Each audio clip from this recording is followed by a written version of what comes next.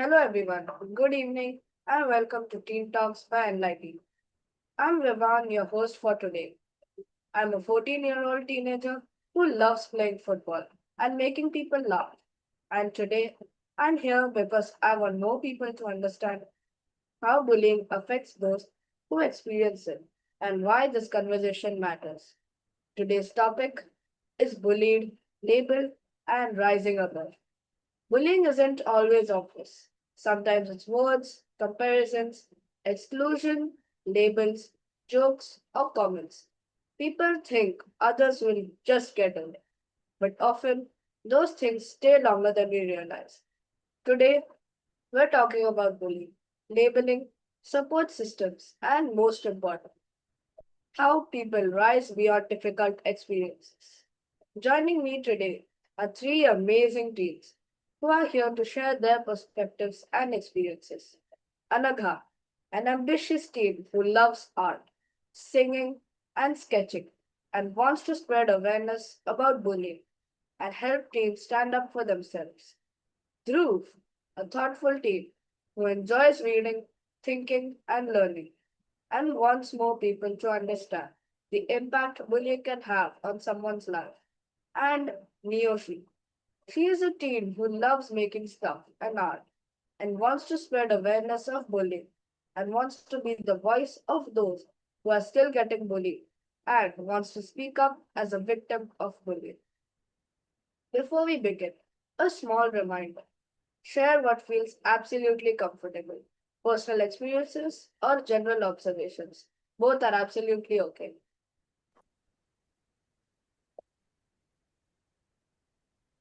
Thank you so much, Vivan, for this wonderful introduction.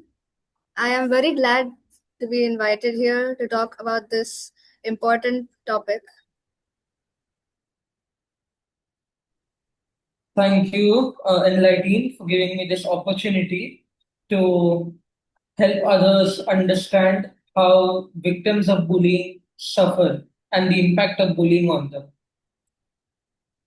Thank you, Enlighteen, for letting me speak on this topic. I'm feeling so happy that I get to speak on my perspective of bullying, and I want to raise awareness that this is still happening in the world and it should stop. You might have noticed me wearing sunglasses, so it's because of the bright teens who are talking here today. Actually, I've got a heat boil and it's kind of a problem, so I apologize for wearing this. So now let's talk about me and more talk about this topic. So let's begin with you, Anaka. When you hear the words bullying or labeling, what's the first thought or feeling that comes to your mind?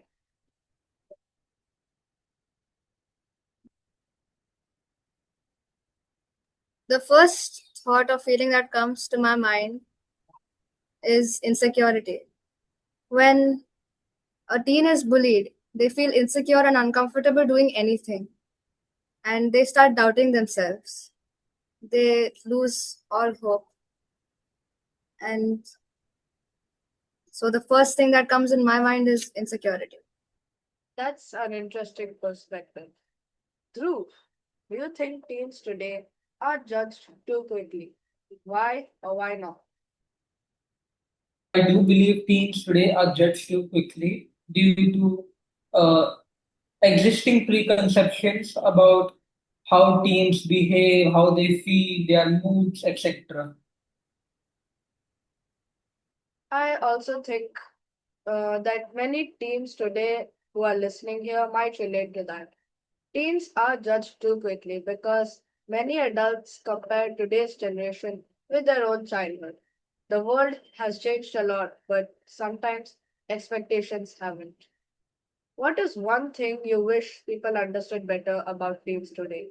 Miyoshi.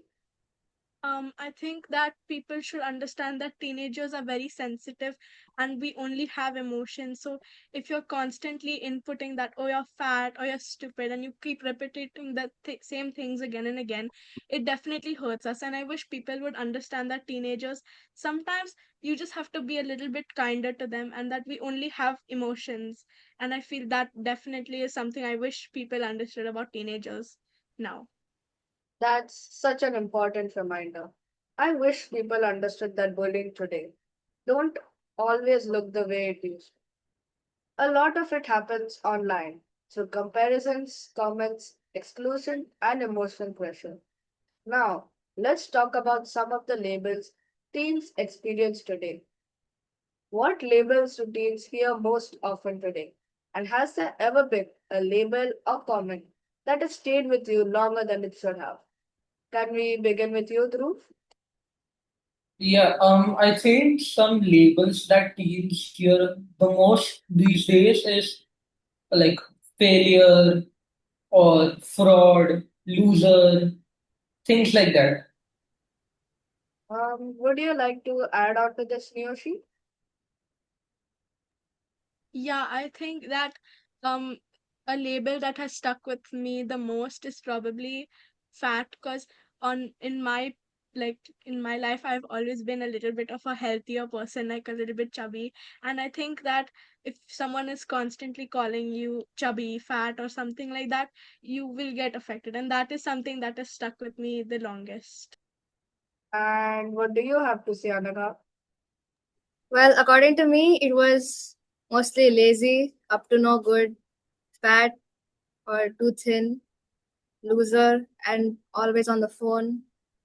And for me, it was too thin and a failure. Thank you for sharing your experiences. I think labels do stay longer than people realize. The first time you hear them, you may ignore them. But when you hear them repeatedly, you slowly start believing them.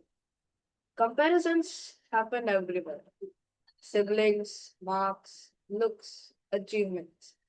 Have you ever experienced comparisons and what impact can they have on teens? Miyoshi, I would like to hear from you. Um, and I've never been compared in my whole life. I've never been compared to anyone, but some of my friends have been. I feel that mostly parents compare us to our friends when they're getting better marks than us. Like they'll say, "Oh, she's gotten such nice marks. Why did you not get this grade? If she's so this, why can't you be so perfect like this?" And I think that nowadays the most of the time there's an app called Pinterest, and it basically is like a very it's an app which you use to like save ideas. And I feel like that girls nowadays are getting very insecure because of it, like, oh, she's so perfect, why can't I be like her? Oh, she has the most perfect figure, why can't I be like her? Or she's eating such healthy food, why can't I eat like her? I feel like that is something that can happen, and it does lead to confidence struggles. Thank you for sharing your observations, Miyoshi. Comparisons are so common, but we rarely talk about their impact. Over time, labels create self doubt. Comparisons can make you feel like you're never good enough, even when that's not true. Moving on, can labels slowly become something we start believing about ourselves, and how? Can we begin with you, Anaga? Yeah, labels feel a bit, well, in the start, we try to ignore those labels. But at one point, we just feel like there's nothing we can do about them. Those bullies, they seem, they start to seem bigger and we feel small. And in the end, we just feel like that's all we are. What are your thoughts on this, Niyoshi? I feel like sometimes if you're getting bullied a lot and like continuously getting like name called, I feel it does take a toll on our confidence. Instead of getting us boosted, we feel really small, like we feel like we are not worthy of anything. And I think it definitely leads to, sometimes if you're getting bullied like really bad, I think it does lead to depression. And sometimes kids take drastic measures such as self-harm, and I think that is my take.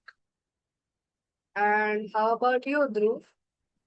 I believe that when somebody repeats labels to you, if it's negative labels, they'll stick with you much more because humans share a common trait factor of psychology called negative bias.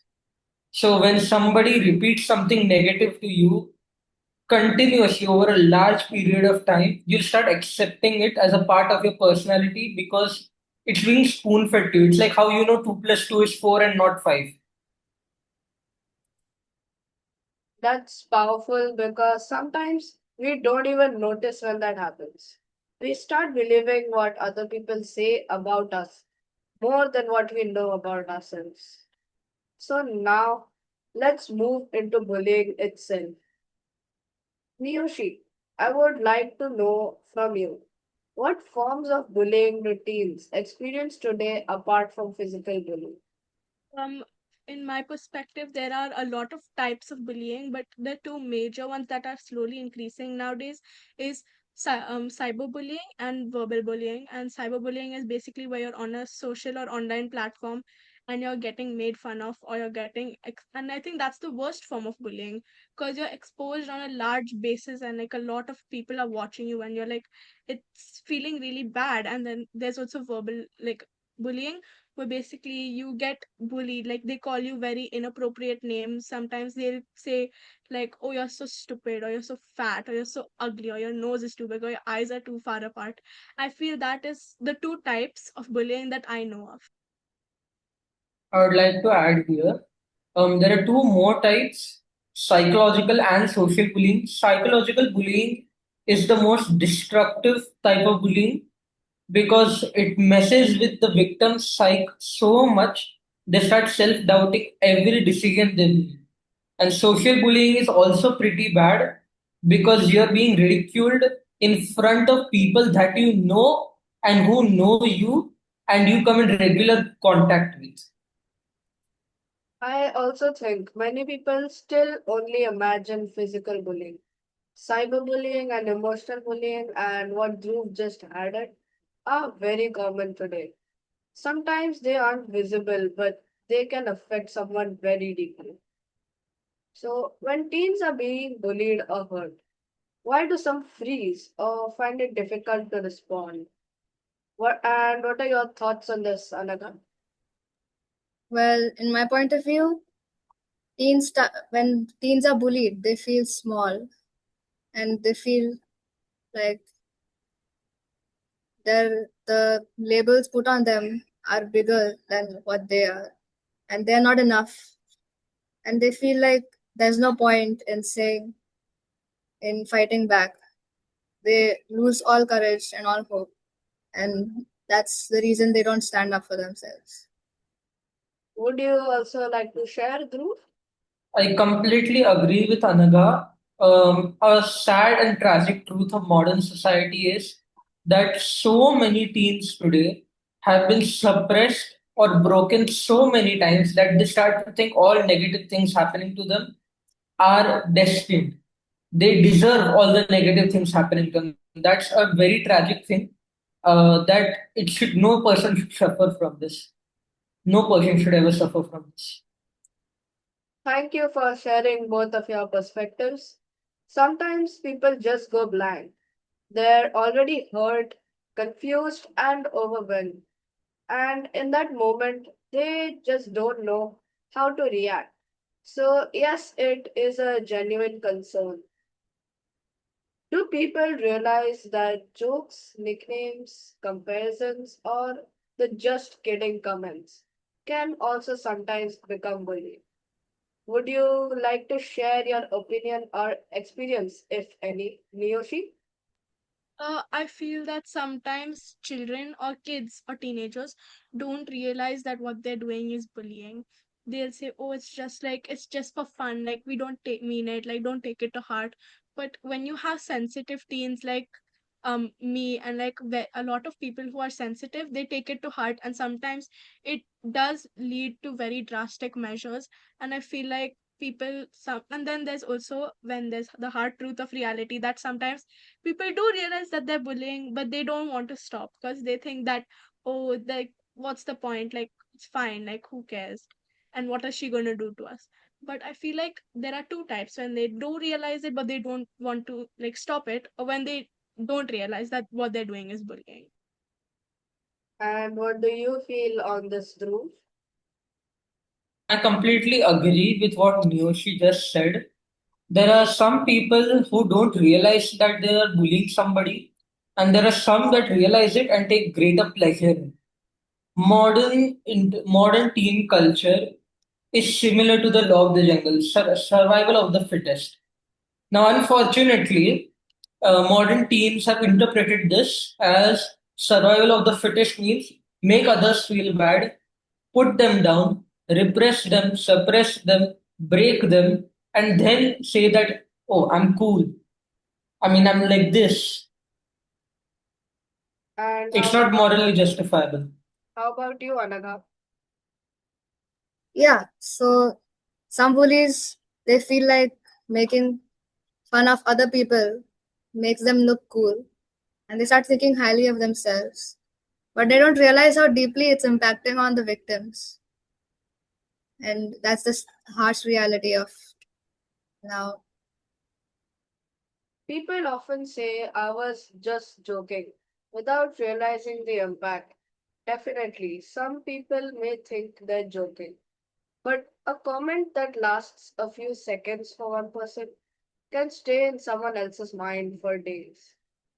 I would like to know from you, Dhruv, do you think being different academically, socially, personally, or otherwise sometimes makes teens easier targets? Why? And was there ever something about you that made you feel different or singled out? Yeah, I completely agree with that statement. If you are different, then you'll obviously stand out, and that makes you an easier target. See, modern teen psychology works on herd mentality. Either you're a part of the group or you're not a part of the group. And if you're not a part of a group, you're the enemy. If you're just a little bit smarter or less smarter than your peers, you automatically become the target for stuff like nerds or geek. And if you're less smarter than fool, dumb. Um, In my case, in certain things, not all things, but in certain things, I was better than my classmates and my peers in academics, in the practical application. And I just, for that, I got bullied pretty hard. what Dhruv just said, many teens experience it in different ways. Sometimes it's looks, academics, personality, or interest.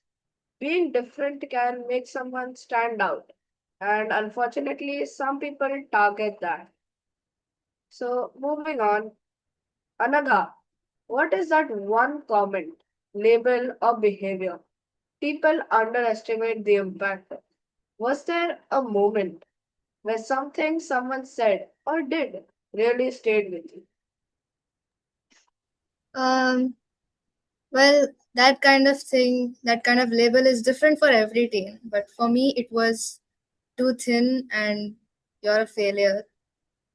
I don't know if the person who called me that actually realized how painful it was for me and how long it stayed with me.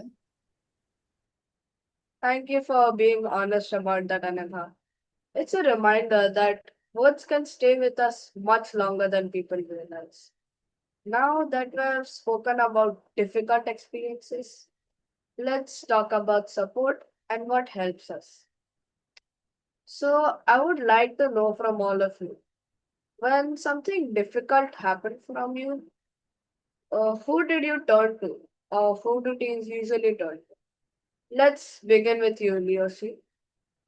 I feel for me, I turned to my mother first when something bad had happened to me. And I also told my sister, and she was very supportive, and so was my mother. But it is definitely a different case for many people. Maybe some people might be closer to their father, maybe they're closer to their aunt. But you should tell a trusted adult on who you are comfortable with and who you think will not judge you for what happened to you. And I feel that's who I went to for help. And what about you, Dhruv? Me, I went to my parents and a friend I thought I could trust, sad to say. My parents really helped me through that difficult time, and I emerged out of it not unscathed, but safe. And how about you, Anaga? Well, fortunate teens that have good parents, supportive parents, usually go to their parents, and I'm very happy for those people. And even I was that fortunate teen who had my parents who supported me. But some teens don't have those kind of people. They don't have those, some teens don't even have those kind of friends.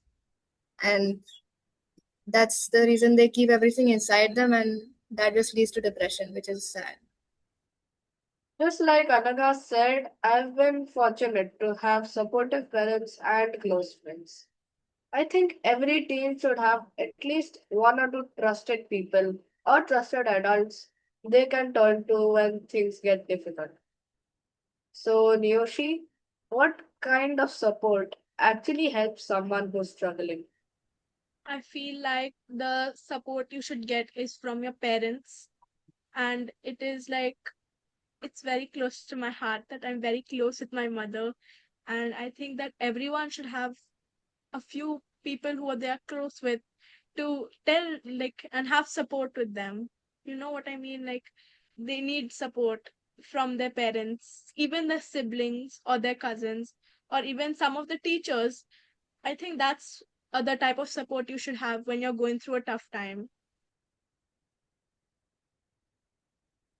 That's practical and important. Some teens worry they won't be understood or that people might think they're overreacting, so they choose to keep things to themselves. But you are fortunate, so thank you for sharing yours. What do you feel, Dhruv? Why do some teens find it difficult to talk to adults about what they are facing? Well, I think it all boils down to the simple thing called generational gap. See, when adults were teens and now we as teens, we both face the same issues at that age. But the thing is, the adults have different approach, perspective, and outlook regarding that issue than our modern day teens. So there's a space of friction and misunderstandings occur because of that. Yes. And I also think that standing up for yourself can boost your confidence and self esteem because it reminds you that your worth isn't decided by someone else's opinion. So, what has changed after you decided to stand up for yourself or set boundaries, Anaka? For me, after I finally gathered the courage to stand up for myself, especially with the help of my supportive mother and my supportive father, I was able to stand up, and after I did that, it felt amazing. I mean, I was relieved and I felt free. And after that, those labels and those bullies didn't bother me anymore. That sounds like a powerful turning point. So, you're telling me it's all about taking the first step. Yeah. What can families, teachers, or friends do to make teens feel safer opening up? Dhruv, Yeah. So if you work for families and teachers and friends who are trying to make the teen open up, the best way to do this is to be calm. Don't suddenly get a burst of energy like, oh, what happened? Why didn't you tell me what is happening? Who did it? Blah. It's usually better to take a patient approach, like, okay, sit down, drink some water. Now tell me what happened. She do that? So on and so forth. When you impart a sense of calm, the teen will automatically start mirroring you and will also start to feel calm. And when the teen feels calm, she will be better able to process that feelings and tell you more clearly and coherently what the issue is. thank you for sharing your opinion, Dhruv. Anagha, would you like to also tell me about this? Yeah. According to me, I think they should try to build a bond between each other, and whether it's parents or teachers or friends, should try to build a bond, make them feel comfortable, and maybe share a few thoughts about in their point of view, or maybe things that happened with them, you know, to lighten up the mood, to create a bond so that the teens feel safer and don't feel scared to open up. Miyoshi, could you also add something to this? Yeah, I would love to. I think that the type of thing you should do when a child is coming to you and telling you, okay, this is what is happening to me. I think that what we want as teenagers is probably for you all to just listen to what we have to say. Like, we don't want you to tell us, like, oh, they probably didn't mean it in that way. Don't take it to heart. We just want someone to listen to what we are going through and what we are feeling right now. Since you're in such a state of shock, I think what Dhruv had said, that that the parents or the teachers have to also be calm when they're talking about it. And like, I feel like even what Anagha has said, that you should build a bond and share a few thoughts about what you're going through. I think that is something that teachers and all should do. These are the things adults listening should really hear. I think schools should have safe spaces and approachable counselors. More importantly, every teen should have trusted adults they know they can talk to without the fear of being judged. Now, let's talk about the healing journey. Looking back now, what helped you move from feeling hurt to becoming strong? Would you like to share first through? Yeah. So when I was going through that difficult time, what I did was I I went for walks, and when I was walking, I put certain music, whatever music that I felt was right, not what I liked, what I felt was right. And that music, while walking, I started to sync into that music. Your brain synchronizes with repetitive motion, and I started processing and understanding what I was going through, what I'm feeling, and it helped me calm down. Not just like happy music, it could be any music. Thank you for sharing what you did, Dhruv. What was it like for you, Anaga? For me, I I I have different things to help me regulate, like eating something sweet or doing some sketching, drawing, and going for a walk, like Dhruv said, listening to music, and that really helps me feel better, feel calmer.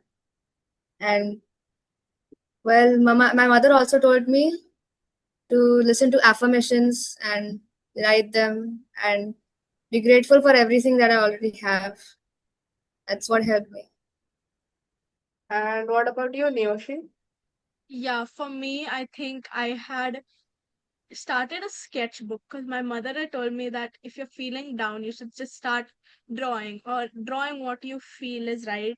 And that definitely helped. Another approach I took was definitely listening to affirmations and writing down affirmations on sticky notes and sticking them on a mirror and repeating them to myself. I also found peace a lot when I was making bracelets. And eventually I'd started a group, and I think that has definitely helped a lot of people understand what is bullying. That's amazing, Niyoshi. Thank you for sharing what helped you grow, everyone. So now, if you meet your younger self, what would you say to that version of yourself? Anaga, would you like to start? Yeah, sure. So if I would meet my younger self, I would tell myself not to give up, to always believe in myself, and that I can do anything. That's amazing. Niyoshi, you could also share. Yeah, if I had met my younger self, I would definitely tell her to just take a breath and just live in peace and not take anything to heart, and she will get through it eventually and it'll all stop.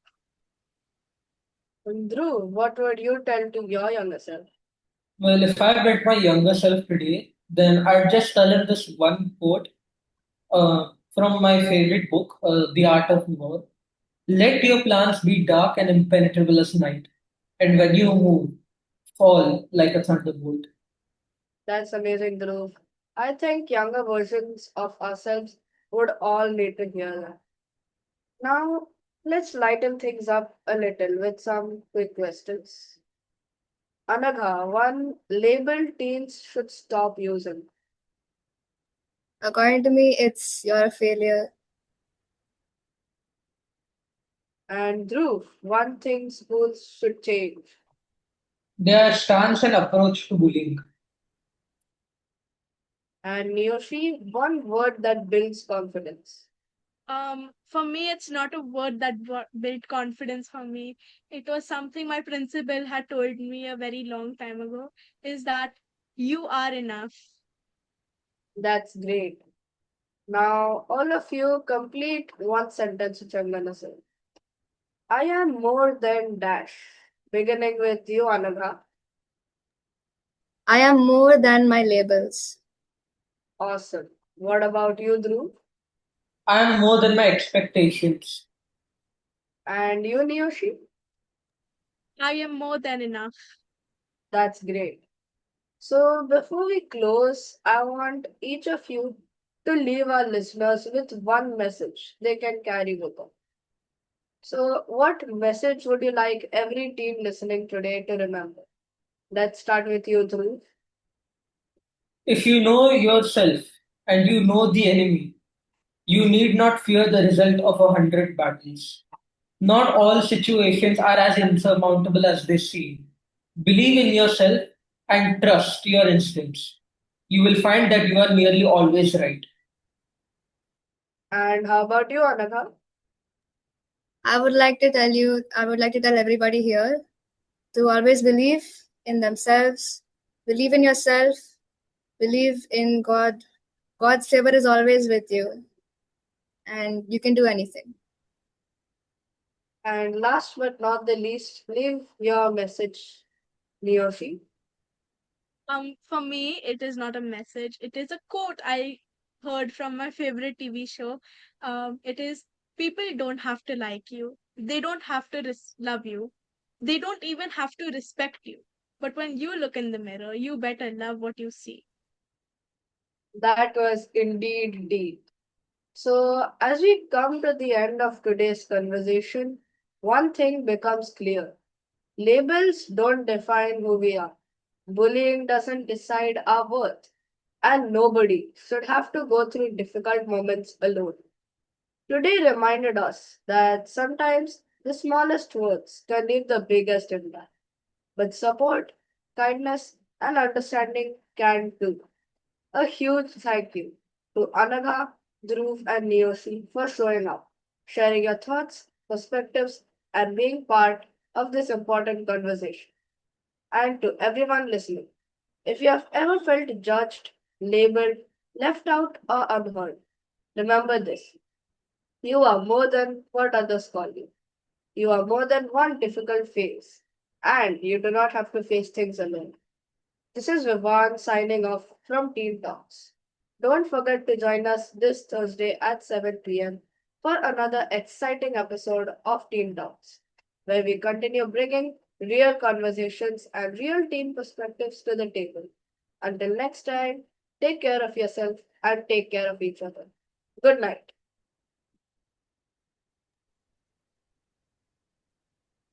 Thank you so much, Vivan, and thank you all the guests who join in today. Your perspectives, I'm sure, has shifted a lot within each one of us.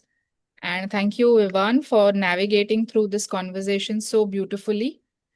I would love to know from our guests, from our participants who have joined in to listen to you all.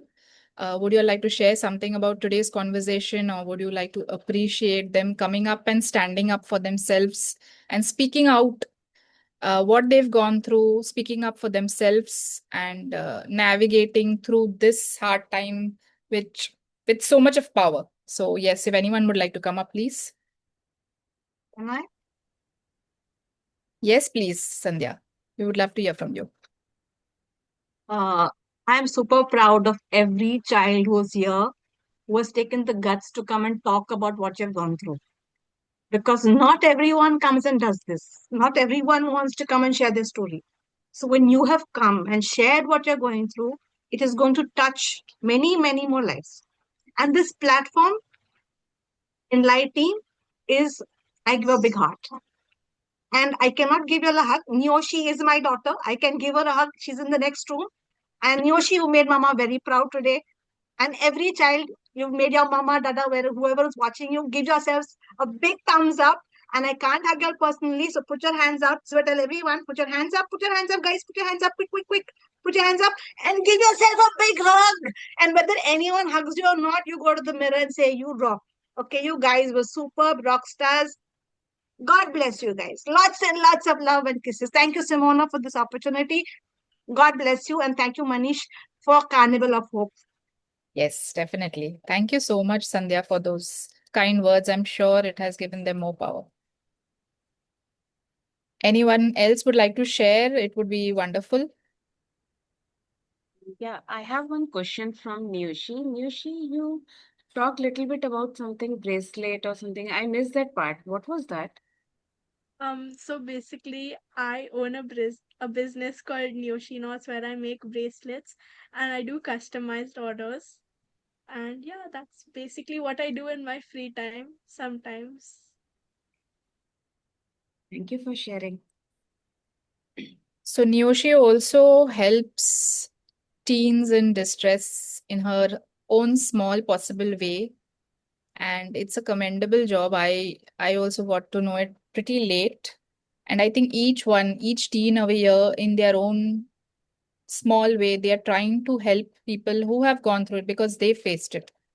So I want each one of you to come up and, share this after this is released, share this podcast with people and let people come up because maybe they've not really revealed their entire story over here, but a small part of them they have shown today and they have been brave enough. So we need to applaud them for that. So big round of applause, a virtual applaud for them, please. All, please, a virtual applaud for them. On that note, thank you so much, everyone. Please keep them in your mind always, in your blessings, so that they soar higher. And on that note, thank you so much and good night to each one. It was wonderful having you all today.